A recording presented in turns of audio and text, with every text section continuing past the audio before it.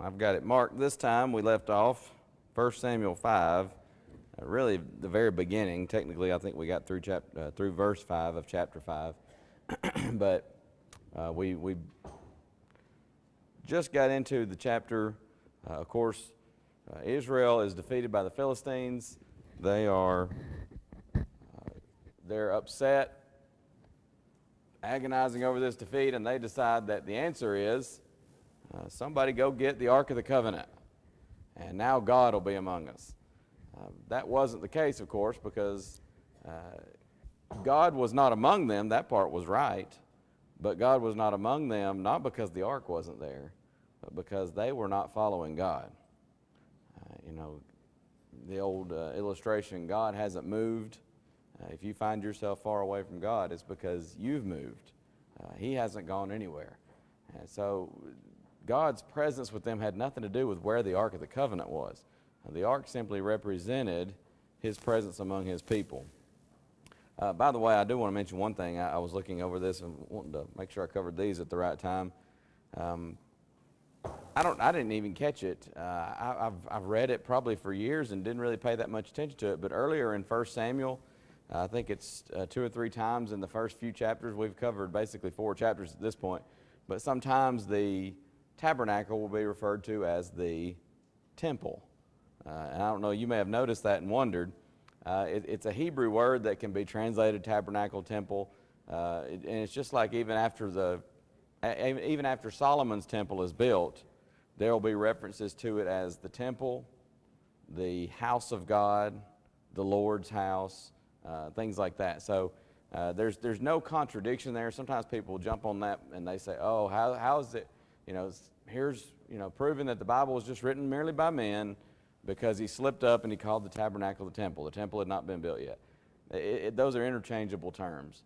When they wanted to refer to it as, to point out the portable nature of it, they would often refer to it as the tabernacle. That just simply means like a tent. And it was a big tent, and it was meant to be portable. Of course, they used it throughout the wilderness. But, in reference to it, just simply as the Lord's house, they might call it the temple, they might call it the Lord's house, they might call it the house of God. So don't be tripped up by that, because there's no contradiction there at all. So I did want to mention that. There are a couple others that we'll get to as we go along the way. We may or may not get to them today. Does anybody else hear a buzzing? Or is that just me? Every now and then I hear it, like an overmodulating. Anyway, so back into chapter 5. They lose to the Philistines. They lose this battle. A lot of people are killed. They decide, we've got to bring the Ark of the Covenant. So they bring the Ark of the Covenant. The Ark of the Covenant gets taken because they're not following God. So there's no superstitious magic box that's going to save you when you're apart from God. So they bring the Ark gets taken, and when you get to chapter 5, the Philistines decide, we've got the Ark. They're thinking of this in terms of idolatry. We've got their little talisman, so now we're going to set it in the house of our God and set it right there beside Dagon. And, of course, the next day, Dagon's fallen over on his face. Oh, that's strange. So they set him upright. They come the next day, not only is he fallen over on his face, his head and his arms are chopped off, and there's nothing but the stump, but it's fallen over.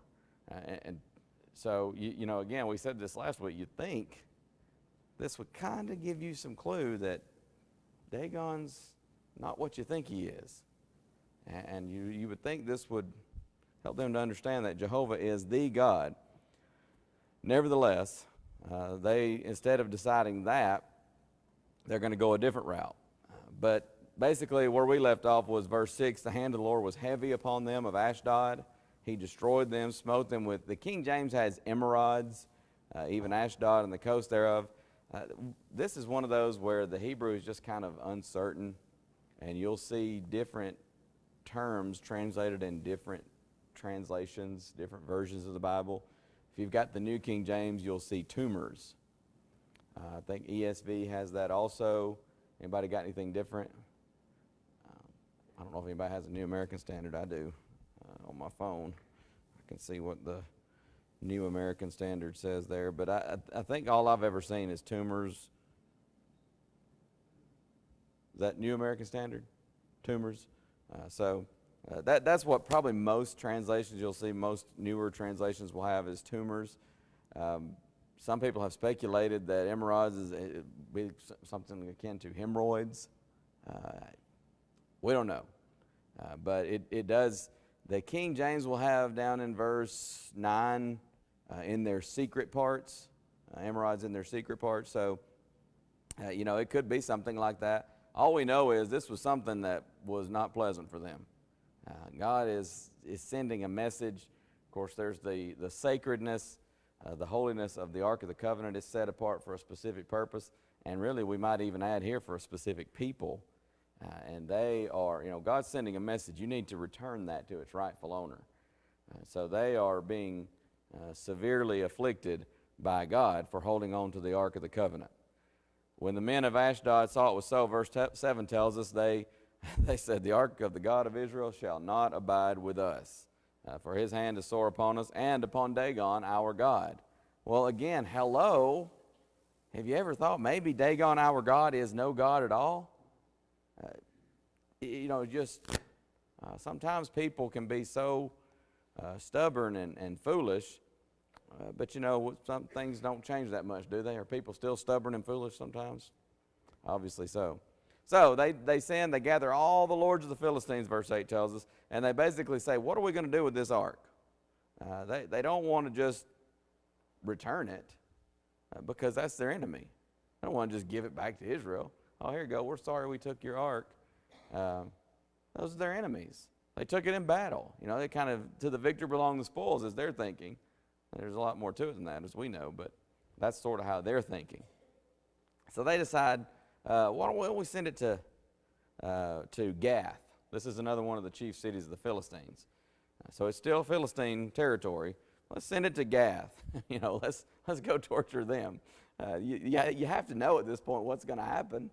But anyway, they send it. Then the hand of the Lord is against the city. This will be the city of Gath, verse 9, with a very great destruction. Smote the men of the city, both small and great. They had emerods in their secret parts. Again, tumors of some kind, whatever it was, this was unpleasant to the nth degree, as we sometimes say. Therefore, they sent the ark of God to Ekron. This is another Philistine city. The ark of God came to Ekron. And it came to pass as the ark of God came to Ekron that the Ekronites cried out, saying, "They have brought about the ark of God, the ark of the God of Israel, to slay us and our people." Why are you bringing this here to try to kill us? It didn't kill enough people in Gath and Ashdod, and now you're bringing it here to kill us too? So they sent and gathered together all the lords of the Philistines. They get them together again. And they say, "Send away the ark of the God of Israel. Let it go again to his own place, that it slay us not and our people. For there was a deadly destruction throughout all the city. The hand of God was heavy there." They're finally getting a little bit of insight here. Send it back. Obviously, their God does not want us to have this thing. Send it home. And it says, the men that died not were smitten with the emerods or the tumors, and the cry of the city went up to heaven. So, the ark of the Lord was in the country of the Philistines 7 months. 7 months. That's a long time to figure this out when you're dealing with whatever this affliction was. It was not good. It was not pleasant. 7 months, though. They hang on to this thing. The Philistines, they call for priests, diviners, saying, "What shall we do with the ark of the Lord? Tell us where we shall send it to his place." Obviously not condoning this.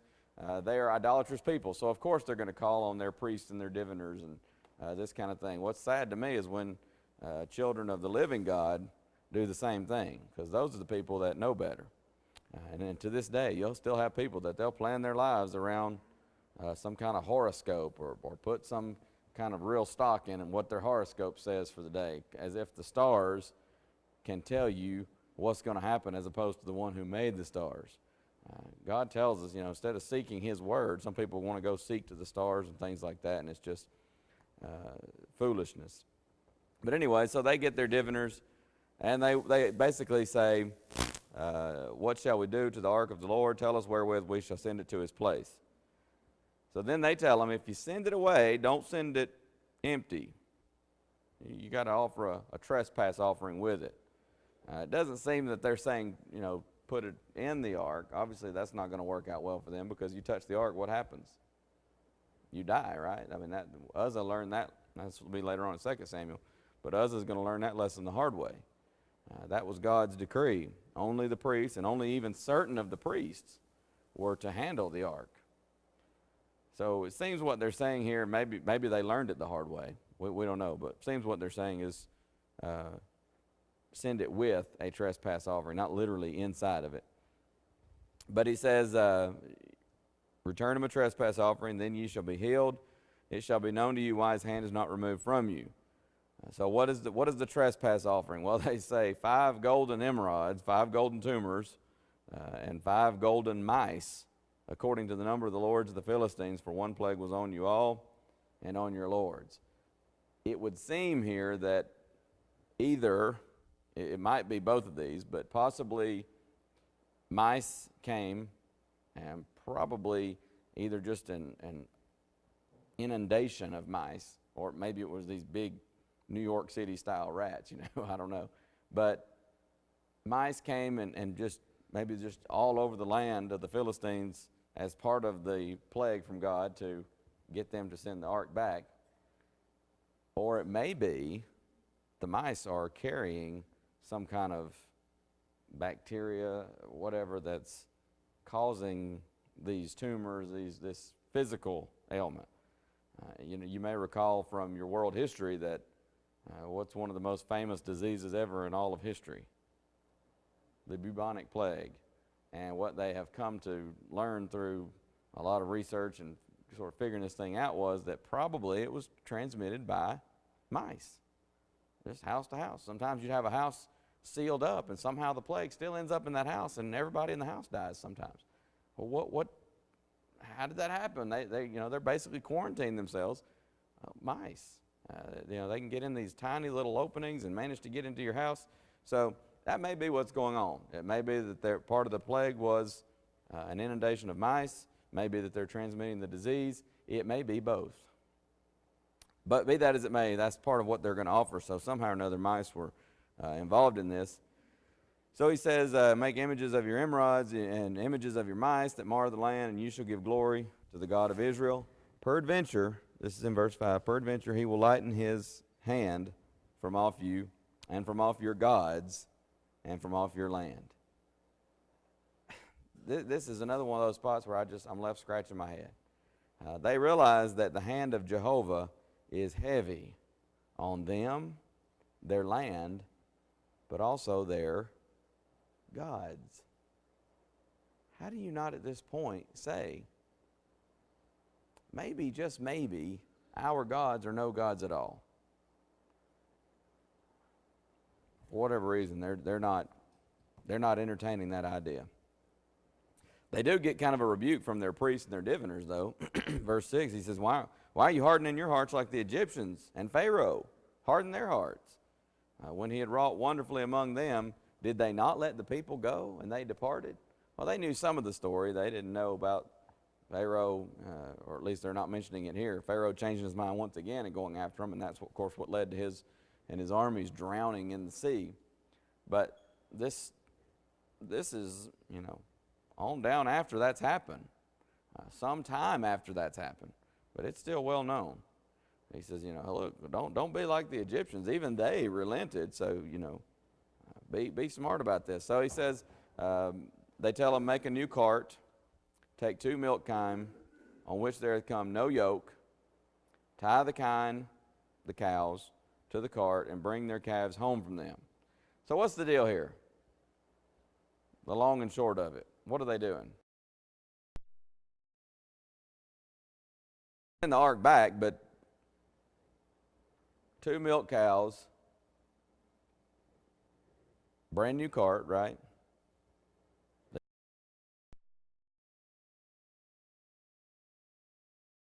Send them home. What's the point of that?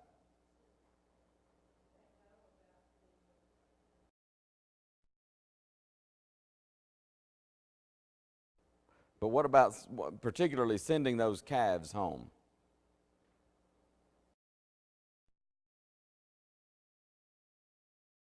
She's going to go to her baby, right? And so here are these calves. You take them away from Mama, and I mean, Mama's going to go looking for them. And I think I've told some of you before. One time, Brent and I were on one of our camping trips, and we stopped on a little sandbar, and the river was kind of going around the sandbar, so it kind of formed a little bit like an island, although it was very shallow, just going over the bank right here. So we go by, and we realize there's a little calf. I mean, little bitty calf, just sitting there in the sand on that little sandbar. And as we go by, you see all kind of interesting things sometimes on the river. And so then we realize, one of us realizes, hey, his eyes are open. That thing's alive. And we get to thinking, well, maybe he thinks he's stuck on this island, and maybe because he's so small, he's scared to go across that little shallow bit of water. So we decide we're gonna stop. We up there, and Brent decides he's gonna pick this thing up. And so he reaches down, and he's kind of picking it up. Well, he gets it up kind of on its feet. Well, then it starts, it tries to buck. And he gets out of the way, thankfully. And I don't know if it was just weak or because it was so small, it wasn't putting up a whole lot of fight. And so we're just, man, this is strange. I mean, this calf is just right here. And, of course, there's pasture around, but where is Mama? And about that time, we hear, "Mrrr." There was Mama. And so, of course, that gets your attention. And we look, and I said, oh, look, way across the river, there's Mama. And I said, wow, good job, Mom. Now here's your baby over here. Well, Mama sees us over there messing with her baby. You know what Mama does? Into the river. Here she comes. And so we got out of Dodge. But that Mama cow was not happy with us. And I don't know if the baby was fine all along and she was just kind of keeping an eye on him or what, but she was coming for her baby. And we got in the canoe, and we took off, but it didn't take her that long. She got over there, and not only that, we kind of hung around in the water just to see what she'd do. She came to the edge of that sandbar and just looked at us, and she's mooing and carrying on like, yeah, you come back and see what happens. So Mama's going after her baby, right? That's what they're doing here. It's going to be, they say, look, that'll tell you something. Because if you put their calves up, you hitch them to this ox cart, and off they go, that's going to say something if the mama just keeps going without her baby. You'll know God's hand is involved in this. Now, all this is also to say, is this the way to transport the ark? Now, these are not God's people. But it just, it's showing they don't know about the God of heaven. They didn't have the Word of God the way the Jews did. But again, it's kind of like what we mentioned about the diviners. How sad it is when even today God's people come up with ideas like, I'm going to do this, or I'm going to do, sometimes people decide, I'm going to dedicate this game to the Lord, or I'm going to do this, and all these different silly things that people do. And it's kind of like in Micah when he says, what does the Lord require of you, O man? But to do justly, to walk humbly with thy God. You do what's right. Go to his word and find out what's right and what God expects of you. Not trying to come up with all these just stupendous things that we could come up with. Somebody might say, I'm going to go climb Mount Everest, and I'm going to dedicate that to the glory of God. And man, God's going to be so pleased. No, God will be pleased if we go to his word and do what he says to be pleasing in his sight. I mean, these people, they're coming up, it's going to be a brand new cart. And we're going to take milk cows that are, man, they're healthy, and they would fetch a pretty nice price. And they've got calves, and but we're going to take them, and we're going to separate them from their calves. And I mean, that's a sacrifice. And they've never even borne a yoke. So in that sense, they're pure, and we're going to send them away. And man, God's going to be so happy. But that's not what God said. So the point in that is, let's stick with what God says to be pleasing in his sight.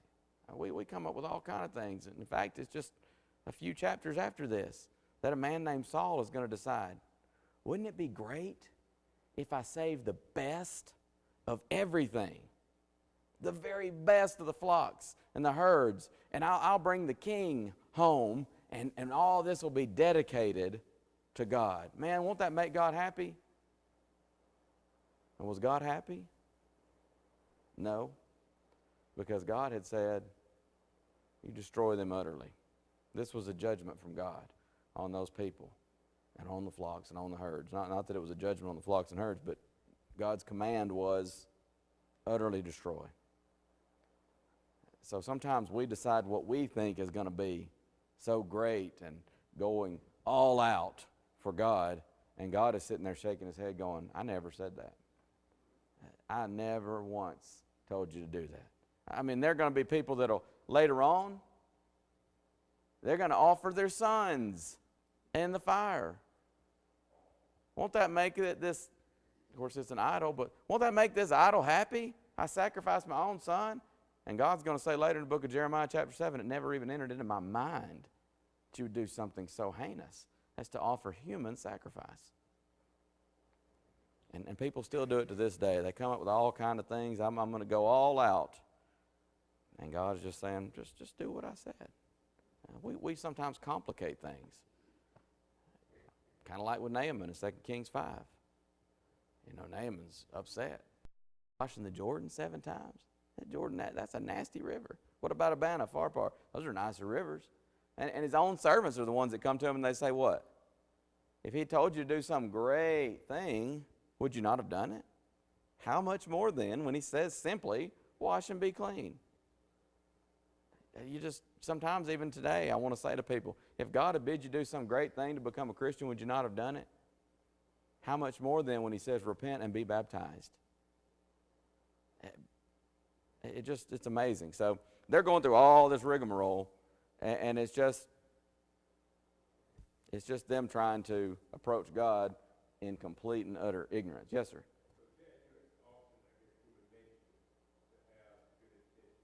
Yes.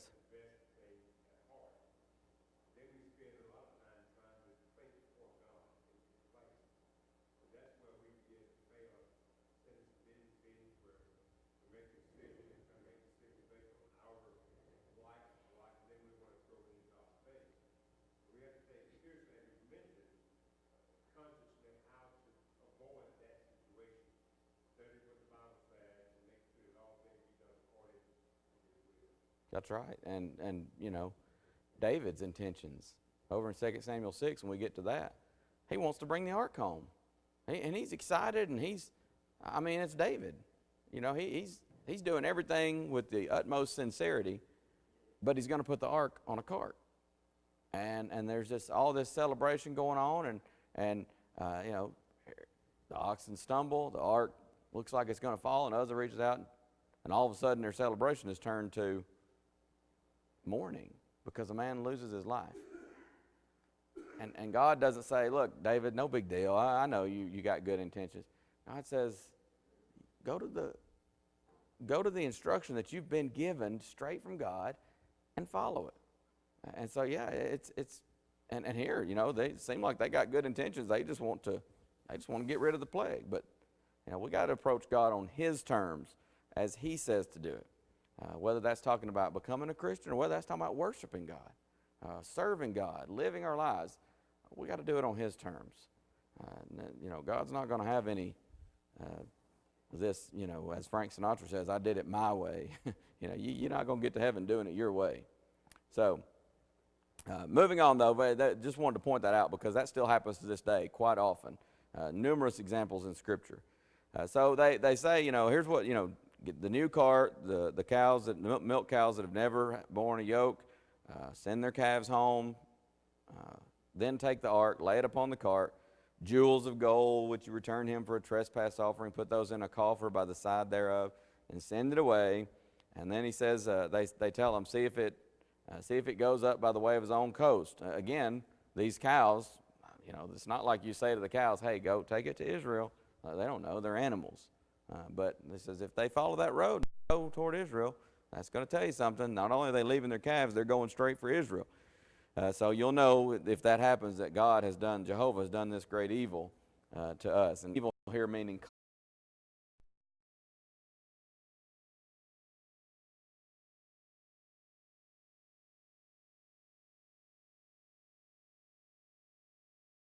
but it's a Hebrew word that's translated calamity.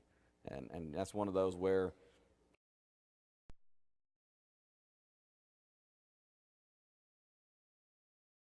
they would understand it meant calamity. Sometimes God does bring calamity, whether it be chastening of the Lord or whether it be, in this case, people that are just chastening them.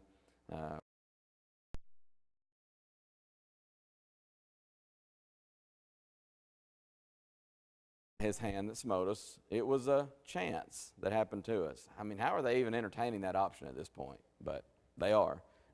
So they did so. They send the two milk cows. They tied them to the cart, shut the calves up at home, lay the ark upon the cart, the coffer with the mice of gold and the images of the tumors. The cows took off straight to the way of Bethshemesh, went along the highway, lowing as they went, turned not aside to the right hand or to the left. And the lords of the Philistines went after them under the border of Bethshemesh. They follow this milk cart.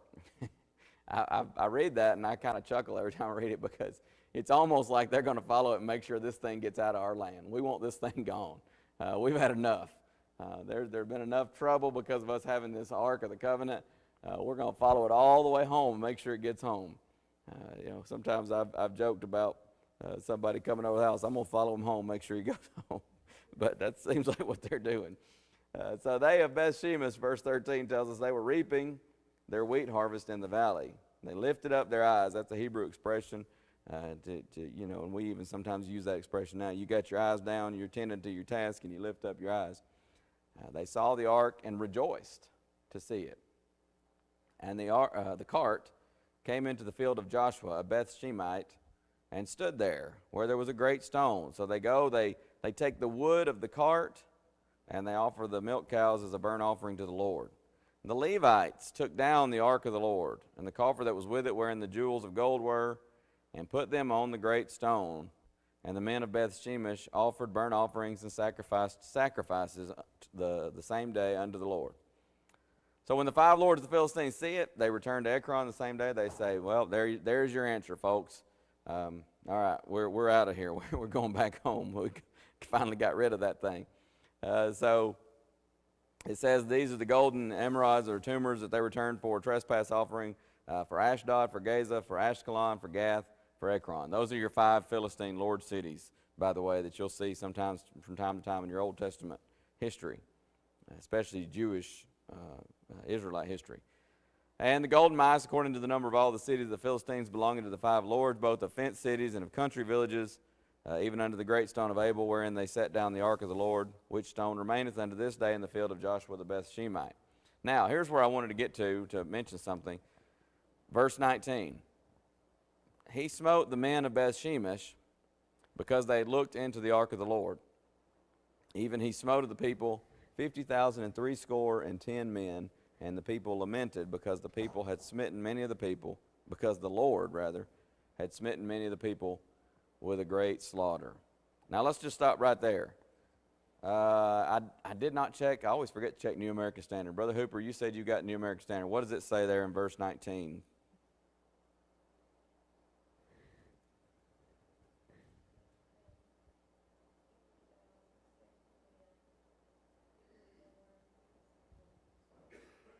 Okay, anybody got an ESV? I know the ESV translates it differently. Let me pull it up here. Oh, already there. So let's see, 1 Samuel 6, verse, what did we say, 19.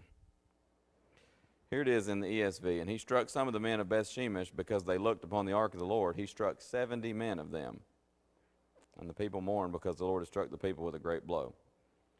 So sometimes you see translations with 50,070. Sometimes you see translations with 70.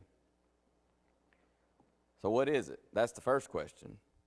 Number two question is, sometimes skeptics go to this passage and they say, 50,070 men were killed looking in the ark. And they'll talk about, historical data on the city or town of Bethshemesh. And they'll say there weren't 50,000 people in Bethshemesh. There ain't no way. And so they'll kind of mock the Bible and say, here you go again, a slip of the pen or a mistake by the Bible writer. And it shows that the Bible was not inspired by the Holy Spirit. It's not inerrant. It's just written by men. It's a good book, but, you can't put too much stock in that. So how do we answer that? I think there are a number of, there's at least two ways that we can answer that. Number one, let's answer the charge that people sometimes say, well, this was a small town. Bremen is a small town. Does anybody know the population of Bremen off the top of your head? I was about to say good because I was going to be worried about you if you did. And there's Brian, he knows it. You have a reason to know that, though, I know. 6,000? I was going to say probably 5,000 or 6,000. So, if somebody were to say something about 50,000 people in the town of Bremen died, people would be like, wait a minute. And that's kind of the deal with Beth Shemesh. But here's the thing. Before we came to Bremen, my family and I, we lived in a little bitty town called Childersburg. And interestingly, when we were talking to Bremen about the possibility of coming here, I started, checking into Bremen. I didn't know much about Bremen. Even though I grew up, just in Heflin, I still didn't know that much about Bremen. And these towns are very similar. A lot of industry that has since kind of moved out of the town. In Childersburg, it was the paper mill. Here, of course, it was Hubbard's, and what was the other one? Just went blank. Sewell's, thank you. But also very similar population. Right, a little, I won't say next door, but Childersburg was kind of out a little bit in the county, but in the same county, there's a town called Talladega. And probably about 15,000 people in Talladega, something, give or take a few, But twice a year in Talladega, some 200,000 people or so converge upon that little bitty town to watch cars go in circles over and over and over.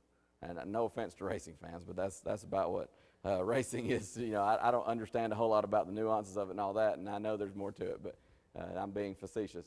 But 200,000 people in a town of 15,000. And I mean, it's amazing because I used to, when I worked a summer at Ironton is actually in Talladega, even though it's out in the country. And you go into town in Talladega, and there are all these restaurants. I mean, they're just everywhere. And I don't even know how they stay open the rest of the year. They must do enough business on those 2 weekends out of the year to keep staff, because nobody uses all those restaurants. It's amazing. And if you've ever driven by that super speedway on race weekend, you can see it's like a little city out there with the tents and the RVs and all that. So let's don't fool ourselves. It doesn't say that this was the population of Beth Shemesh. What could have happened, and very well may have happened, is that word came, the Ark of the Covenant has come home. And can you imagine what a ton of Israelites are going to do when they hear that? I mean, maybe they were from Missouri, because what is Missouri? The show me state. So maybe they want to come and see it, right? I don't believe it. The Ark's home, let's go see it. And so maybe from a lot of nearby towns they come, and it also doesn't say, now sometimes another thing that people will sometimes say about this passage is, skeptics will, 50,000 people. How you even get 50,000 people to look inside the ark at the same time? Give me a break. But does it say it happened at the same time? It doesn't say that. This may have been people over a period of time, and they come and they want to peek inside the ark, and someone dies. And somebody, like those stubborn Philistines, they're not getting it or refuse to get it, and it just keeps happening.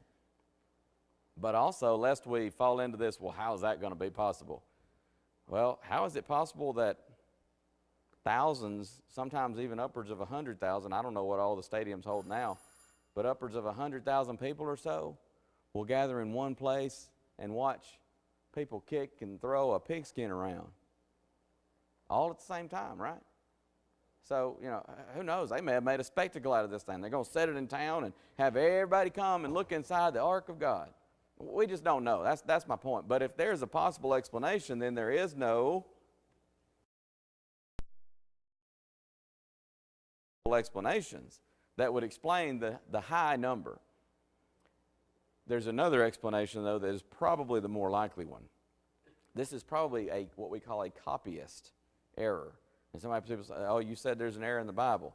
No, the copyists were uninspired men as they're copying. The text is written by inspiration of God. It's inerrant.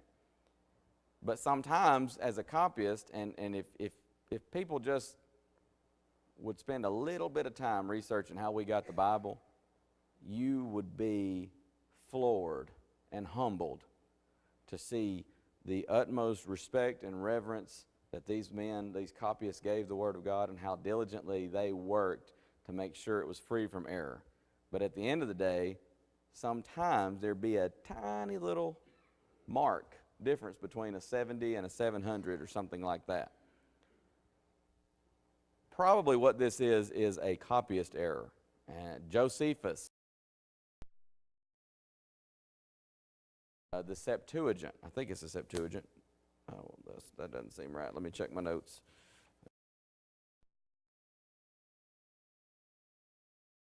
What was the verse? 6:19. Let me find the notes.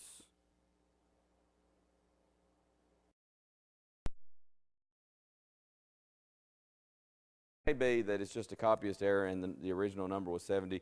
And I'm going to mention, I got the wrong article here.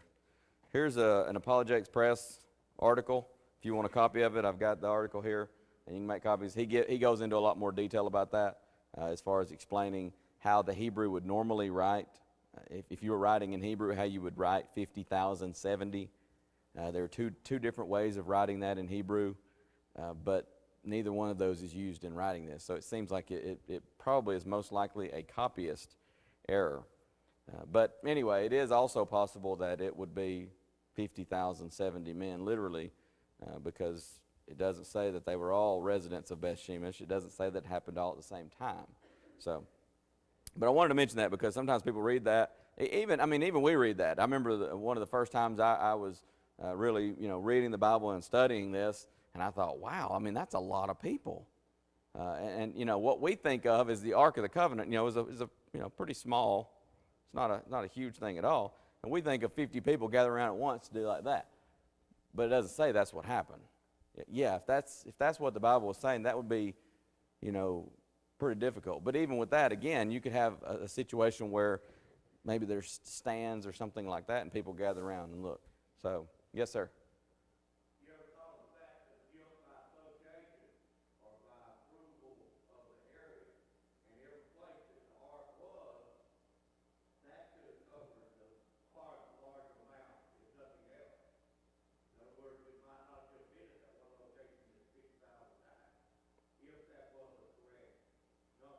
Yeah.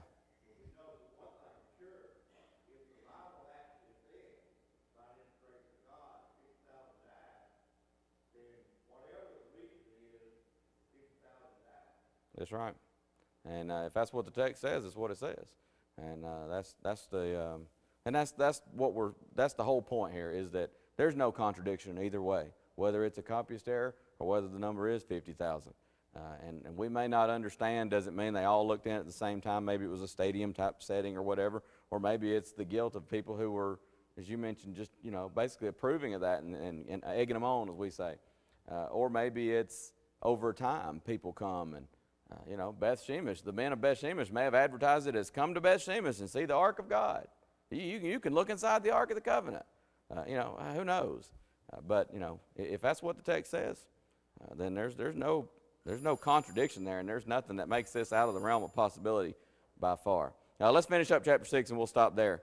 So the men of Beth Shemesh said, who is able to stand before this holy Lord God, and to whom shall he go up from us? And they sent of Kirjath Jearim, saying, the Philistines have brought again the ark of the Lord. Come you down and fetch it up to you. So they basically say, send it away to Kirjath Jearim.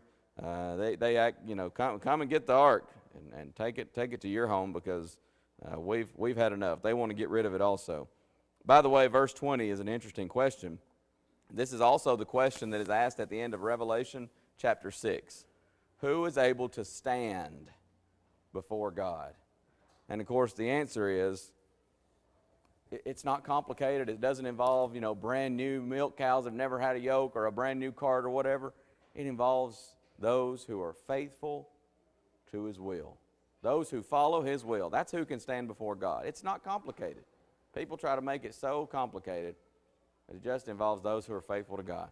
Thank you very much. We'll pick up, Lord willing, with chapter 7 next Sunday morning.